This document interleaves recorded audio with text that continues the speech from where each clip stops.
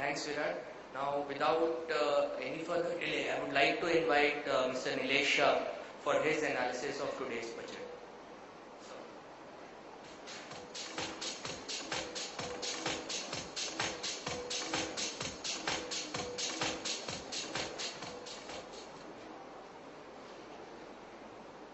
Hi, good evening to all of you. Typically, when someone is spending money on someone else, there is very little care about it. And typically, the finance minister fits into that profile. If you are spending your own money on yourself, you will be looking for value for money. When you are spending someone else's money on yourself, you go for indulgence. Finance minister kind of spent someone else's money on someone else, so he couldn't be bothered about it where he is spending. But fortunately, this time the finance minister has presented a budget which, under the current scenario, shows that he really cares for the country. He has presented a budget which is not absolutely perfect, but in the circumstances, it is near perfect. And which is why probably we have seen markets giving it a little bit of positive response, unlike in the past where we have always seen post-budget market correcting. Let me just pick up a few points from the budget, why we think this is near perfect budget, if not perfect budget. One, the budget has delivered to the market's expectation, and that's a very positive thing.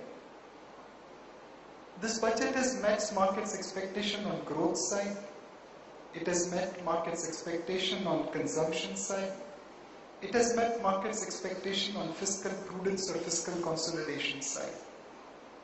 The only place where it has disappointed market is probably on inflation control side. Let's look at growth. How does growth occur? Why is it that Japan, which is such a better country, and Japanese who are far smarter than Indians if we look at their technology, is not able to grow for last 10-15 years? And we keep on churning growth with all our corruptions, bureaucracies, and so on and so forth. On one side, our growth is guaranteed because there are so many consumers who are willing to consume. In Japan, probably there are not many people who can now look forward to buy one more car because they already have reached one car per head. Whereas in India, we can move from cycle to scooter to motorcycle to car and so on and so forth.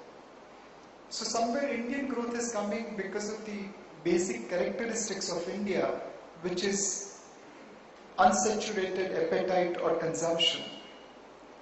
But the next question then comes is that then why hasn't India grown between 1947 till 1990 at more than 4-5% growth rate? The consumers were as hungry today as they were 10 years back or 20 years back. So clearly we are doing something better since 1990, which is moving our growth rate from 3% to 5% and 5% to 7% and 7% to 9%. And which is where this budget has ensured that that momentum is maintained. One big reason why we were not growing earlier was that we didn't have capital. Either because of colonization or otherwise, our wealth had moved to UK and our economy had not developed except being a primary supplier of raw material to UK. Post-independence, we needed capital to build assets which could have accelerated growth. Somewhere we should have borrowed American thoughts and probably Russian capital, but we ended up doing the other way. So we had Russian thoughts and American capital, both of them come in good stead, and we ended up having low growth for many years. In this budget, the government has at least ensured that the growth momentum is maintained. They have ensured that growth momentum is maintained by one, controlling fiscal deficit. The various economic models suggest that as your deficit starts increasing, it starts impacting your growth. Probably somewhere in Indian context, every 3% increase in deficit is shaving off 1% growth from economy. Now by reducing deficit from about 6.7% to 5.5%, we have ensured that the growth for next year remains on the positive side. The growth has also been maintained by creating resources for spending on infrastructure sector. Now, based in Bombay, we all feel that infrastructure is lacking. The roads are always congested, bridges are never built on time, the local train is crowded. For us, probably power is available, but the moment we step into Thane or New Bombay or any other part of this country, power is virtually a scarce commodity. Ports are congested if you are businessmen. Somewhere the whole country is lacking on infrastructure. Now there is no doubt that country is lacking on infrastructure, but whatever resources are available, they are being directed towards infrastructure, and the total allocation which has been directed towards infrastructure at almost 1,75,000 crore plus is a reasonable number. It cannot make India China next year, but certainly it's bringing or closing the gap between India and China slowly and steadily. Our telecom infrastructure is next to none in the world, and that has happened in this country in last decade. Our road infrastructure, not the internal roads, but the external city roads, roads connecting cities rather than within the city, they are reasonably good. They are not up to the autobahns in Germany, but they are still reasonably good. So somewhere what we have done on telecom side, what we have done on road side needs to be expanded further into various other segments of infrastructure. And this budget is ensuring that all that money is being made available, be it for construction of road, be it construction of rural roads, be it construction of power plants, be it construction of other social infrastructure.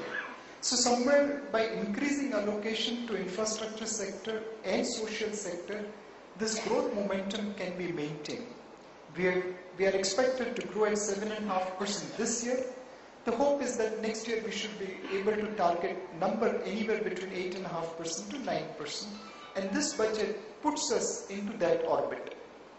The second thing which is happening in the budget is on the consumption side. The tax slabs have been revised, and about 50,000 rupees worth of savings will be available in the hands of a person who is earning about 10 lakh, or probably who is declaring income of 10 lakh rupee. Now in this room, 50,000 rupee doesn't matter, but there is an India which is outside of this room and for which 50,000 rupees matters a lot. If we are given additional income of 50,000 rupees, we are not going to spend it, probably we are going to save it. But there is an India outside of this room where if you give 50,000 rupees, they are going to probably spend. And that spending again creates growth opportunity.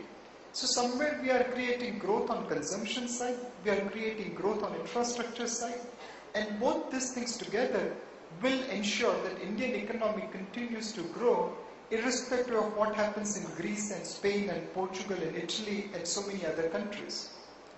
So somewhere the positive aspect of the budget is the focus on growth and maintaining the growth momentum. Some of the other things which has happened in the budget about the long-term stability of economy, long-term stability of India, been something like coal regulation. Now all of us have read the newspaper item about Madhu Koda getting 4,000 crore of cash for services rendered to his stake.